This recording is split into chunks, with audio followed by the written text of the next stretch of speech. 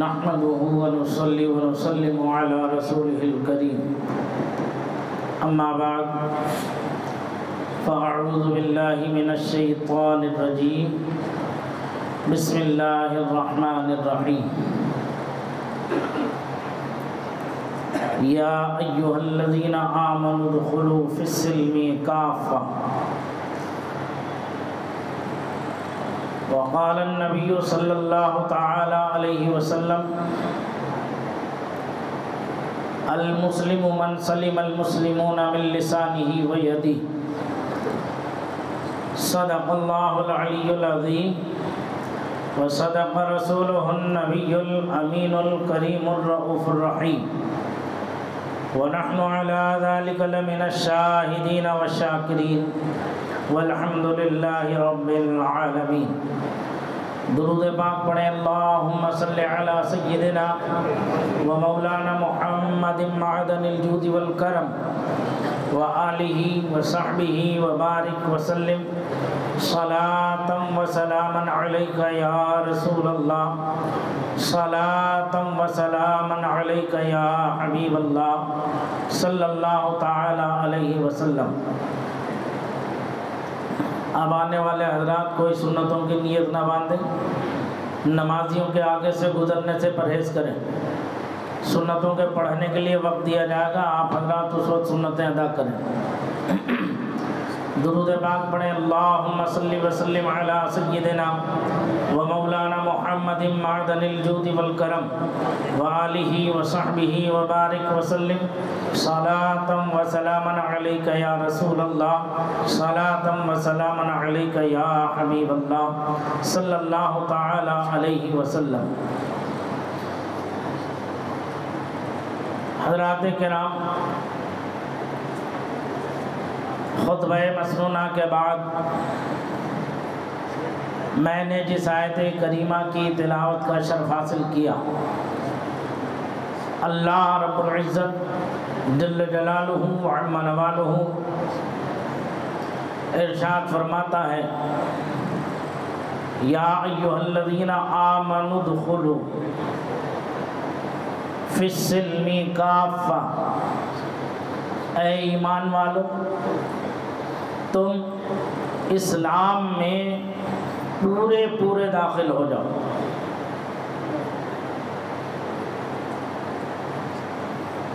ذرا یہاں سوچنے کی بات ہے،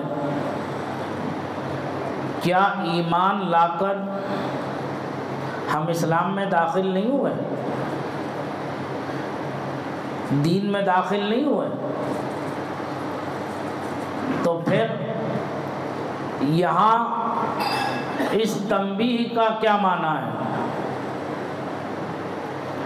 ایک جگہ قرآن مقدسہ میں ارشاد فرمایا یا ایھا الذین آمنوا آمنوا باللہ ورسولہ. جب اللہ اور اس کے رسول پر زبان سے اقرار کر کے، دل سے تصدیق کر کے، یعنی اللہ کی وحدانیت کا اقرار کرنا اور اس کے رسول صلی اللہ علیہ وسلم کی رسالت کا اقرار کرنا اور دل سے اس کی تصدیق کرنے کا مطلب ہی تو اسلام میں داخل ہونا ہے. تو پھر یہاں تنبیہ کرنے کی کیا ضرورت پیش آئی؟ انہی ایمان لانے والوں کو، اسلام لانے والوں کو یہاں فرمایا جا رہا ہے اے ایمان والو، یا ایھا الذین آمنو، اے ایمان والو، آمنو باللہ ورسولہ، ایمان لاؤ اللہ پر جیسا کہ حق ہے اس کا. تو اس پر توجہ کی ضرورت یہ ہے کہ آخر وہ کون سی بات ہے جس کے لیے بارہا تنبیہ کی جا رہی ہے کہ اسلام میں پورے داخل ہو جاؤ، اے مومنو ایمان لاؤ جیسا کہ ایمان لانے کا حق ہے. تو اس کا مطلب جب ہم توجہ کے ساتھ تھوڑی سی بھی دیکھیں گے تو صاف اور کلیئر واضح طور پر ہمیں معلوم ہوگا کہ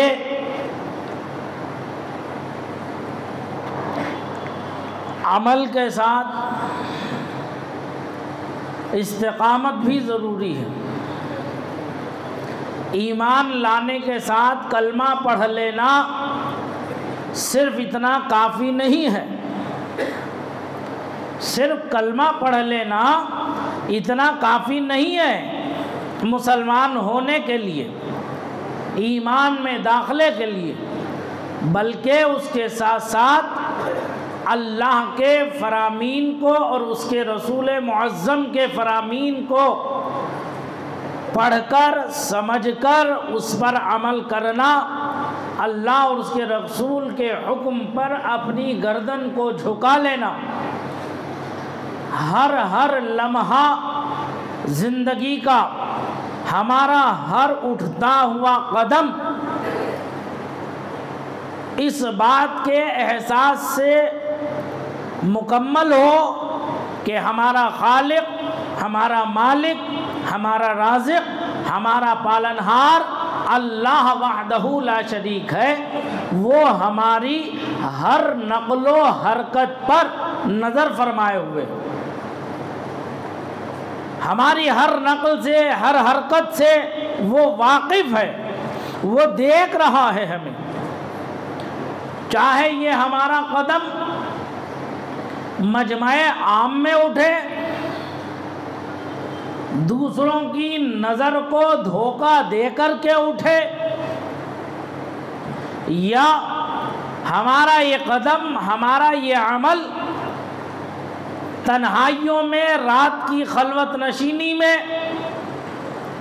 ہم سے صادر ہو کوئی ایسا کام جو اللہ اور اس کے رسول کی نافرمانی میں ہمیں ملوث کرتا ہو، تو ہر ایسے کام سے، ہر ایسے قدم سے 24 گھنٹے یہ یقین، یہ اعتماد رکھ کر اپنی زندگی کو اللہ اور اس کے رسول کی رضا کے مطابق گزارنے کا مطلب ہے فی السلم کافہ، کہ اسلام میں پورے داخل ہو جاؤ، اس کا مطلب یہ ہے۔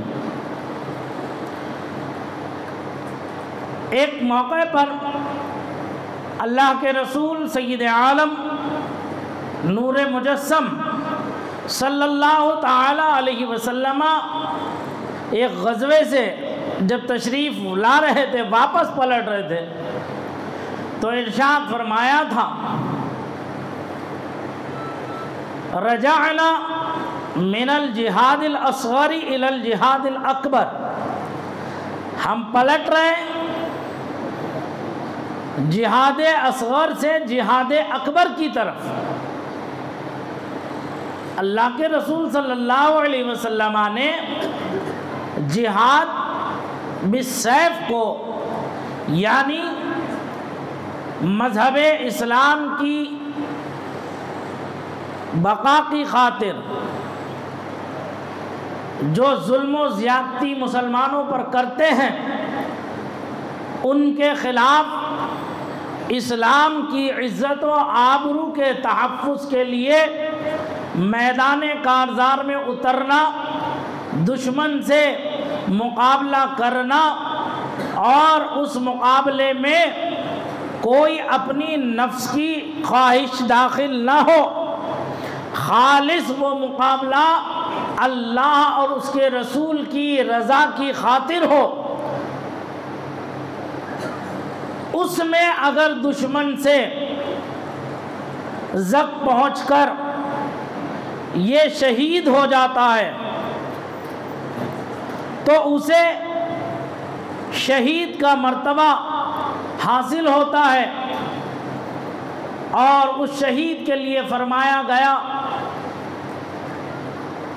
کہ اس کا ہر گناہ معاف ہے سوائے قرض کے۔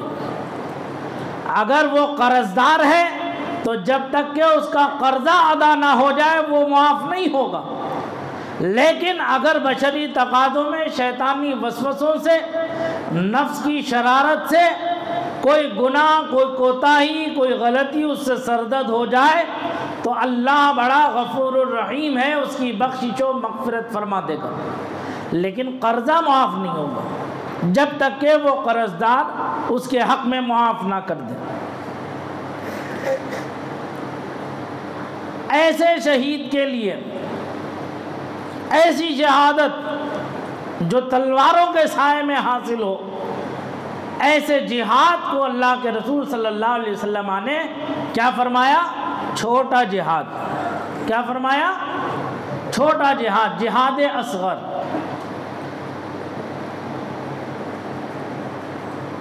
آقا فرماتے ہیں ہم جہاد اصغر سے جہاد اکبر کی طرف پلٹ رہے ہیں۔ صحابہ کرام نے عرض کیا یا رسول اللہ علیہ الصلاۃ والسلام، ہمارے ماں باپ آپ پر قربان جائے، اے اللہ کے رسول اگر یہ جہاد اصغر ہے تو پھر جہاد اکبر کیا ہے؟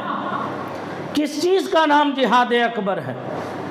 تو آقا ارشاد فرماتے ہیں جہاد بالنفس جو ہے یہ جہاد اکبر ہے، یعنی نفس کے ساتھ جہاد کرنا، نفس کے ساتھ مقابلہ کرنا، نفس کی خواہشات کو کچلنا، اس کی جو ہے حرص اور طمع کو دبانا، ختم کرنا اللہ اور اس کے رسول کی رضا کی خاطر، یہ جہاد بالنفس جہاد اکبر ہے۔ کیوں؟ اس لیے جہاد اکبر ہے کہ وہاں میدان کارزار میں جو ہے وقتی طور پر دن، 2 دن، 4 دن، 5 دن، مہینہ بھر جو جنگ ہوتی ہے، اس جنگ میں وقتی طور پر جو ہے وہاں کو جہاد کوشش کرنا ہوتا ہے کامیابی حاصل کرنے کے لیے۔ اور یہاں جو ہے نفس امارہ کے ساتھ جو جہاد ہوتا ہے یہ 24 گھنٹے ہوتا ہے انسان کا۔ انسان کا جو نفس ہے وہ کسی صورت میں یہ چین نہیں پاتا، یہ سکون نہیں حاصل کر پاتا، اسے کچھ نہ کچھ چاہیے، ہر لمحہ اس کی ایک نئی چاہت ہوتی ہے، نئی خواہش ہوتی ہے، نئی ہوس ہوتی ہے، نئی حرص ہوتی ہے اس کی۔ اچھا خاصا بیٹھا ہوتا ہے، سامنے والے کو دیکھتے ہی اپنے اندر خواہشات پیدا کرنا شروع کر دیتا،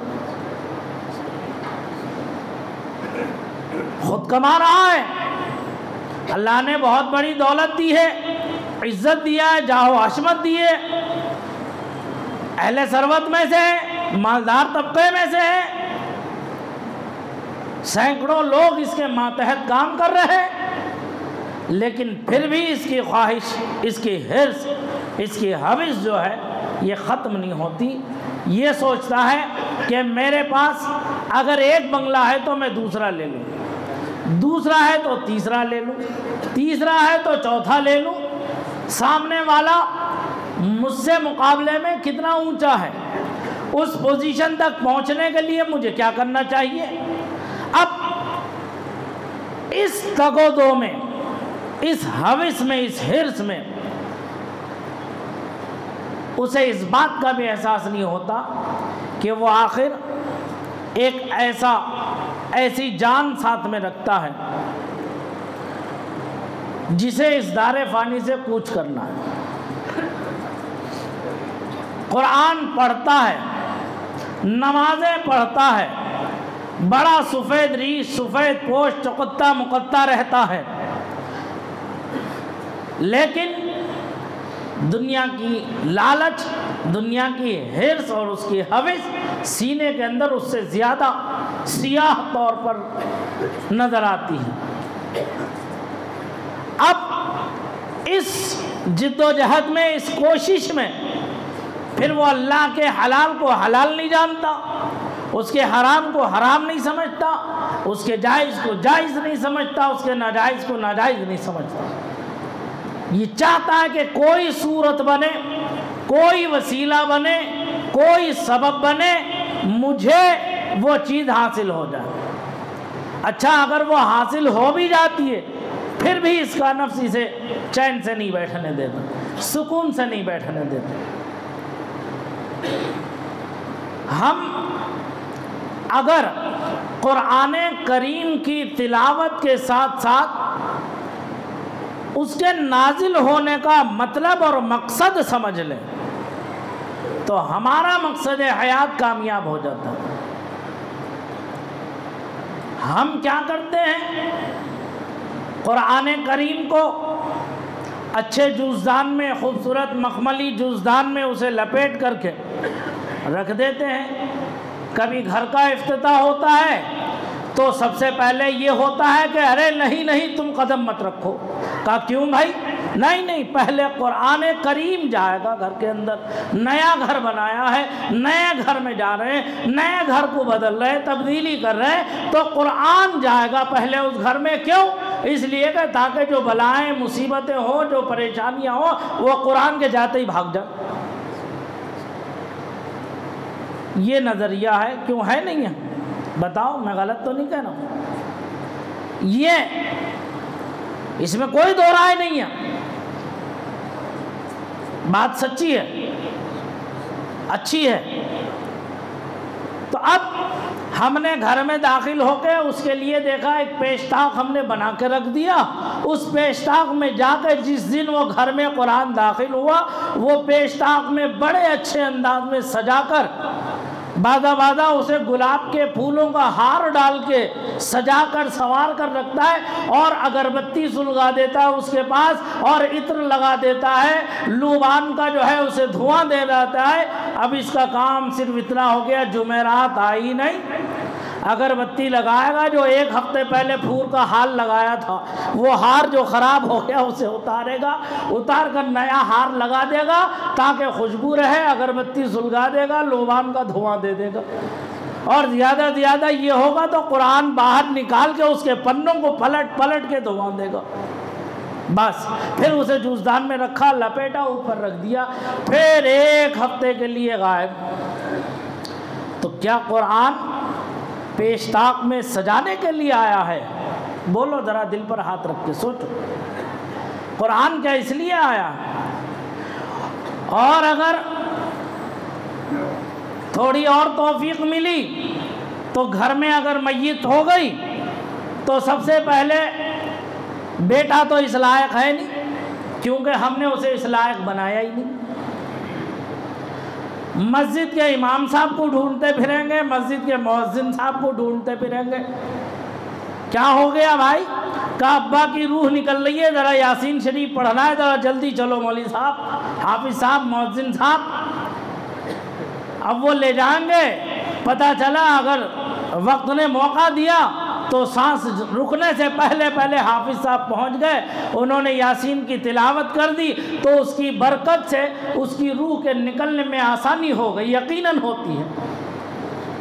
کاش کہ ہم نے اپنے بیٹوں کو، اپنے بچوں کو، اپنے گھر کی عورتوں کو، اپنی بچیوں کو، اپنی بہوؤں کو، اپنی بھتیجیوں کو، اپنی بھانجیوں کو، اپنے بھانجوں کو، اپنے بھتیجوں کو اگر قرآن پڑھایا ہوتا تو وہ امام صاحب کو ڈھونڈنے نہیں جاتا، مؤذن صاحب کو ڈھونڈنے نہیں جاتا، ادھر عالم سکرات میں ہے تو فوراً وہ بیٹھ کر سورہ یاسین کی تلاوت کر دیتا۔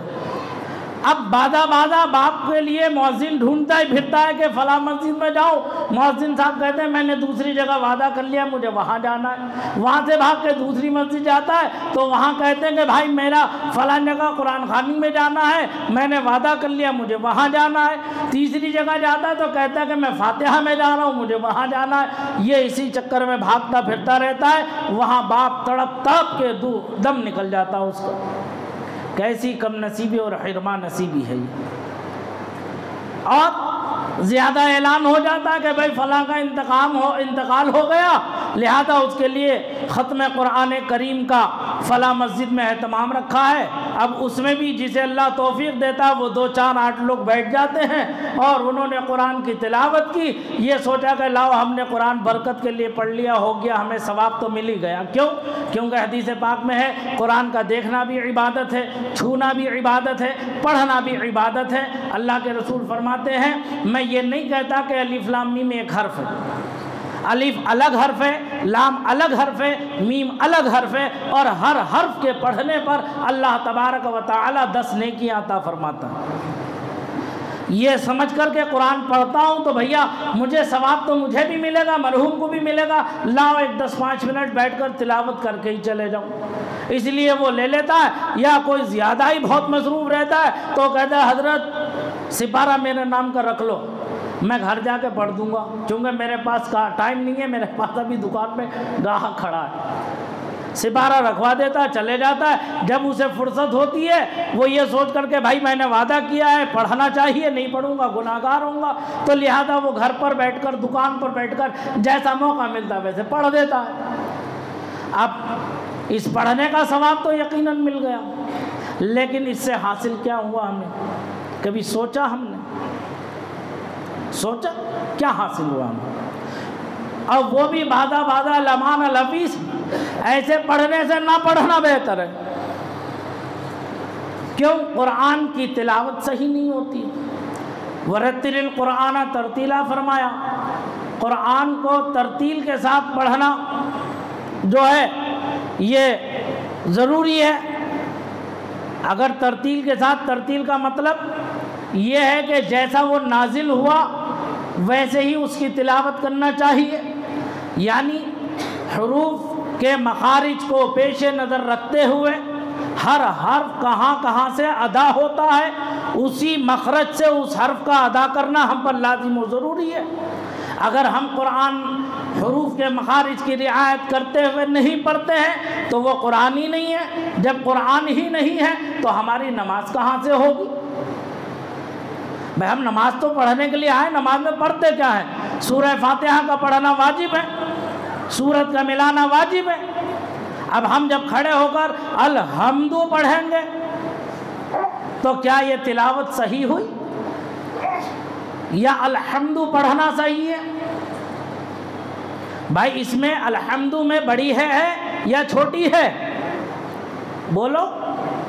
بڑی ہے، اور بڑی ہے کا مخرج کیا ہے؟ کہاں سے ادا ہوتا ہے یہ حرف؟ یہ اتنا ہی تو منہ ہے ہمارا، یہ زبان ہے، یہ دانتیں ہیں، اسی منہ کے اندر سے الف سے لے کر یا تک کے تمام حروف ادا ہوتے ہیں۔ اب ہر حرف کا ایک مخرج ہے، ہر حرف کے نکلنے کی ایک جگہ ہے۔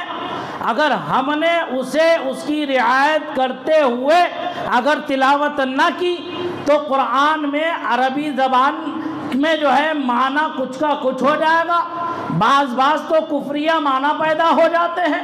تو جب کفریہ معنی پیدا ہو گئے تو ہمارا ایمان ہی سلامت نہیں ہوگا، ہمارا دین ہی سلامت نہیں ہوگا ہمارے پاس، تو ہماری نماز کیا ہوگی؟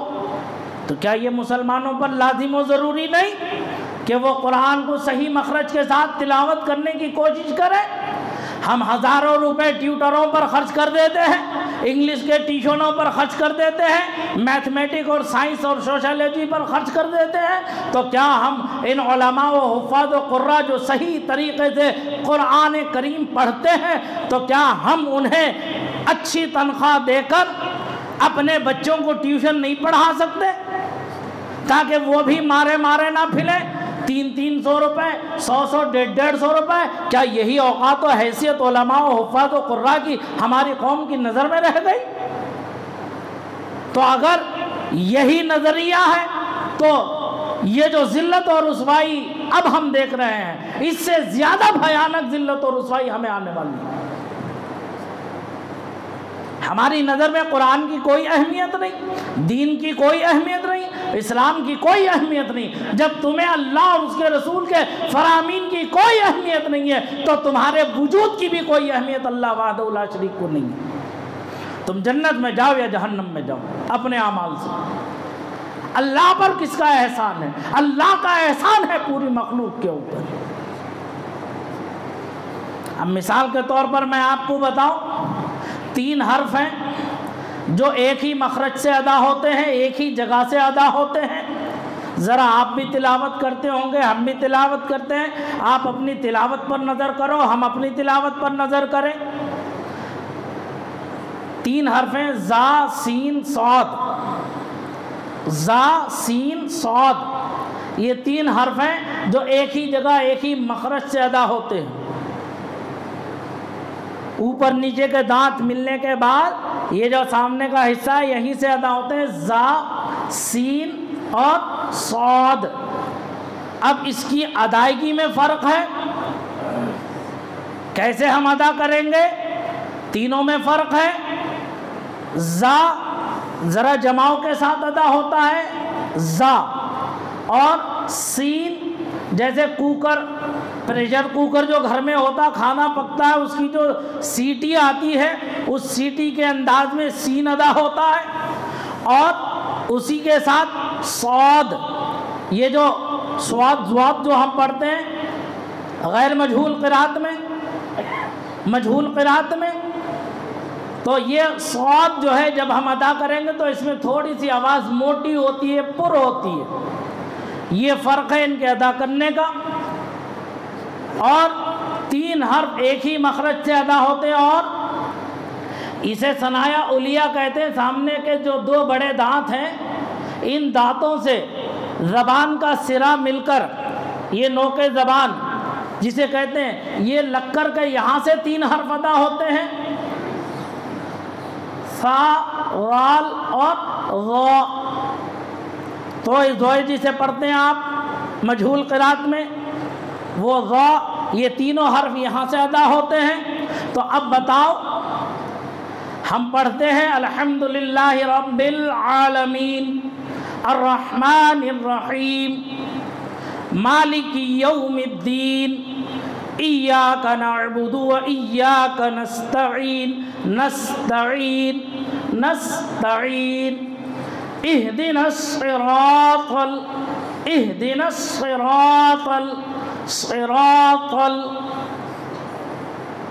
سمجھ میں آ رہی بات؟ ادائیگی سمجھ میں آ رہی ہے آپ کے؟ نہیں آ رہی ہے؟ تو اگر آپ اس مخرج سے ہٹ کر کے قرآن کی تلاوت کریں گے تو یہ مجہول قرات ہوگی، مجہول قرات سے نماز بھی نہیں ہوگی، گناہگار الگ ہوں گے۔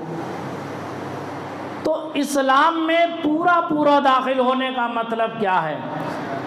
جو شرعی قوانین ہیں، شرعی احکام ہیں، ان احکام کو پیش نظر رکھتے ہوئے، اسے مانتے ہوئے، اس پر عمل کرتے ہوئے، زندگی کے ہر لمحے کو، ہر اٹھتے ہوئے قدم پر اللہ اور اس کے رسول کی رضا کو پیش نظر رکھتے ہوئے زندگی کو گزارنا، یہ ہے اسلام میں پورا داخل ہو جانا۔ بات سمجھ میں آ رہی نا میری آپ لوگوں کے؟ آئندہ کوشش کرو گے؟ کہو انشاءاللہ۔ ہاں، دین سیکھو گے، دین سمجھو گے۔ دین قرآن جو ہے یہ پیش تاک میں رکھ کے دھواں دینے کے لیے نہیں آیا۔ زیادہ کیا ہوتا ہے، جب بیٹی کی شادی ہوتی ہے تو ڈھونڈ لگتی ہے کہ بھائی قرآن لاؤ، قرآن۔ اب وہ شادی کے غیر شرعی رسم و رواج، کبھی اس پر بھی بولوں گا، میں نے آپ حضرات سے گزارش کی ہے، جو آپ کے یہاں غیر شرعی رسم و رواج ہوتے ہیں، مجھے نہیں معلوم ہے وہ بالتفصیل، کوئی اللہ کا بندہ تم میں سے آئے میرے پاس، مجھے وہ ساری غیر شرعی رسم و رواج مجھے بتاؤ، پھر میں بتاؤں گا تمہیں کہ شادی کیسی کرنی چاہیے۔ میت پر جو ہے یہ جو ناجائز طریقے سے جو رقم حرام کی طرح اڑاتے ہیں، دعوتیں کھاتے ہیں، ان دعوتوں کا کیا حکم ہے، میں اس پر بالتفصیل بتاؤں گا کبھی۔ مجھے بتانا کہ کیا کیا غیر شرعی رسم و رواج ہیں، چونکہ یہ میرا فرض ہے کہ میں تمہیں صحیح بات پہنچاؤں، اور یہ تمہارا فرض ہے کہ جو بھی معاشرے میں خرابی ہو رہی ہو اس سے آگاہ کرنا اپنے عالم کو، اپنے مفتی کو تم پر لازم و ضروری ہے، تاکہ وہ قرآن و حدیث کی روشنی میں صاف اور کلیئر واضح مسئلہ بیان کر دے۔ عمل کرنا نہیں کرنا دوسروں کا کام ہے، کریں گے تو ثواب پائیں گے، نہیں کریں گے تو اللہ کے عذاب سے بچ نہیں پائیں گے۔ سمجھ میں آ رہی بات؟ تو یہ کیا کرتے ہیں، بیٹی کی شادی ہو رہی ہے، غیر شرعی رسم و رواج میں پڑے ہوئے ہیں، اب قرآن ڈھونڈتے پھر رہے ہیں، کیا قرآن کہاں ملے گا، مارکیٹ گئے تو پتہ چلا بند ہو گیا۔ اب ڈھونڈتے ہیں، وہاں جا کر معلوم کرتے ہیں بھائی قرآن کا ہدیہ کیا ہے، تو وہ جب رقم بتاتا ہے تو یہ سوچتے ہیں یار یہ بہت بڑی رقم بتا رہا ہے، یہ حرام میں ہزاروں روپے لٹا رہے ہیں شادی میں، وہاں احساس نہیں ہو رہا کہ رقم زیادہ خرچ ہو رہی ہے، قرآن کا ہدیہ کرتے وقت احساس ہو رہا ہے کہ یار یہ تو بہت بڑی رقم بتا رہا ہے، چلو ایک کام کرتے ہیں، سستا سودا، سستا طریقہ یہ ہے، اپنے محلے کی مسجد میں داخل ہوتے ہیں، امام صاحب مؤذن صاحب بیچارے ہوں گے، ان سے بات کرتے ہیں کہ قرآن تو بہت آئے ہوئے رکھے ہوں گے وہاں نئے، پڑھتا وڑھتا تو کوئی ہے نہیں، رکھے ہوئے کیا کریں گے وہاں پر؟ امام صاحب کو 100 روپے 50 روپے نذران میں دے دیں گے اور ان سے کہیں گے کہ بھیا ہمیں ایک قرآن کریم دے دو گھر میں پڑھنے کے لیے۔ اب بیچارہ امام و مؤذن بھی مرتا کیا نہ کرتا، جب تنخواہیں کم ہوں گی، جب لوگ ان کی ضروریات کی طرف توجہ نہیں کریں گے تو وہ یہ سوچتا کہ آج جانے کے مقابلے میں آ تو رہا ہے کچھ، چلو وہ پڑھنے کے لیے تو کہہ رہا ہے، پڑھے گا تو اسے کیا معلوم کہ بیٹی کی شادی میں لے جا کے رکھے گا، گھر میں پیش تاک پہ سجا کے رکھنے کے لیے، جیسے یہاں مسجد میں سجا ہوا رکھا ہے ایسے وہاں گھر میں سجا ہوا رکھا رہے گا۔ تو وہ آتا 150 روپے دیا اور امام سے مؤذن سے قرآن لیا اور بڑے اچھے انداز میں مخملی اس میں لپیٹ کر کے لے جا کے بیٹی کے سر پہ رکھ کر، اور بادا تو ہاتھوں میں پکڑ کے کھڑا ہوتا ہے، اس لیے کہ بیٹی اس کے نیچے سے گزر جائے تو برکتیں ہوں گی۔ ارے بیٹی کے اس کے نیچے سے گزرنے سے برکتیں تھوڑی ہوں گی، بیٹی کو اگر تم نے دیندار بنایا ہوتا تو اس کی زندگی میں لمحہ بہ لمحہ برکت ہوتی، اگر اسے نمازی بنایا ہوتا تو اس سے پیدا ہونے والی اولاد نمازوں بھرا دودھ پی کے تمہاری عزت و عظمت پر مر مٹنے کو تیار ہوتی، اگر اسے روزہ دار بنایا ہوتا، اسے قرآن کی تلاوت والا بنایا ہوتا تو اس سے پیدا ہونے والی اولاد بھی دیندار تقوی پرہیزگار ہوتی۔ یہ کیا قرآن کے نیچے سے گزار دو تو جو ہے بیٹی جو ہے بابرکت ہو جائے گی؟ بابرکت تو وہ اللہ تعالیٰ نے جو ہے اس کے نصیب کا تو رکھا ہی ہے، اس کے نصیب میں جب شوہر کے گھر جائے گی تو اپنی برکتیں وہ ساتھ لے کے جاتی ہے، تمہارے یہ سوچنے سے تھوڑی ہوتا۔ اور یہ بہت سے جو ہے معاملات بڑے عجیب آ رہے ہیں، بڑے جو ہے جب سے بہو آئی ہے تب سے گھر میں برکت ختم ہو گئی۔ ارے تم اپنے عمل کو نہیں دیکھتے، اس بیچاری آنے والی پر ظلم ڈھا رہے ہو۔ جب سے بہو آئی ہے ہمارا بیٹا ہمیں دیکھتا نہیں، ارے تم نے اپنے بیٹے کو اچھی تربیت کی ہوتی، ماں باپ کی عظمت سکھائی ہوتی تو وہ تمہیں دیکھتا، اور ایک رات میں وہ کیا پڑھا دے گی جو تم نے 25 سال میں نہیں پڑھا سکے تم اپنے بیٹے کو؟ کیوں دوسرے کی بچی کو لا کے ذلیل کرتے ہو، پریشان کرتے ہو، کیوں رسوا کرتے ہو؟ یہ حق کس نے دیا ہے ہم؟ آج یہی معاشرہ ہمارا خراب ہے جس کی وجہ سے گھر گھر جھگڑے و فتنے و فساد ہو رہے ہیں۔ کیوں نہیں ہم اس کی اصلاح کرتے؟ کیوں نہیں ہم معاشرے کو جو ہے اس بات پر اکٹھا کرتے؟ کیوں نہیں ہم ایسے لوگوں کا بائیکاٹ کرتے جو طلاق دیتے ہیں؟ ایک مرتبہ بائیکاٹ کا شروع کر دو، جو طلاق دے گا ہم اس کے گھر نہ جائیں گے، نہ کھائیں گے، نہ پیئیں گے، نہ اٹھیں گے، نہ بیٹھیں گے۔ تو پھر دیکھو طلاق کے ریشو خود ہی ختم ہو جائے گا، جب بائیکاٹ کر دو گے خود ہی ختم ہو جائے گا۔ آج کے دور کا ایک ہی ہتھیار ہے، اگر کوئی غیر شرعی عمل کرتا ہوا دیکھو تو اس کا سوشل بائیکاٹ کر دو، خود بخود وہ مر جائے گا۔ کسی کو بھلانا ہو تو اس کا ذکر ہی ختم کر دو، جب تم اس کا نام نہیں لو گے، جب تم اس کا ذکر نہیں کرو گے وہ خود مر جائے گا۔ اسے معاشرے میں کوئی پوچھنے والا نہیں ہوگا، کوئی منہ اٹھا کے دیکھنے والا نہیں ہوگا، بیمار پڑ جائے گا تو کوئی اس کا علاج معالجہ کرانے والا نہیں ہوگا۔ جب یہ حالت اگر معاشرے میں پیدا ہو جائے خود بخود اصلاح ہونے لگے گی، لیکن اس کے لیے اپنے آپ کو پہلے تیار کرنا۔ جب اصل میں میرے حضرت فرماتے تھے جہاں گڈھا ہوتا وہاں پانی مرتا ہے، اب گڈھے تو جگہ جگہ پوری سڑکوں پہ کھودے پڑے ہیں، کون کون سے گڈھوں کو بھرے گا؟ تو اس لیے اللہ سے ڈرو، اپنے معاملات کو صاف کلیئر کرو، اسلام میں پورے داخل ہو جاؤ۔ اللہ تعالیٰ مجھے بھی آپ کو بھی اس پر عمل کرنے کی توفیق رفیق عطا فرمائے۔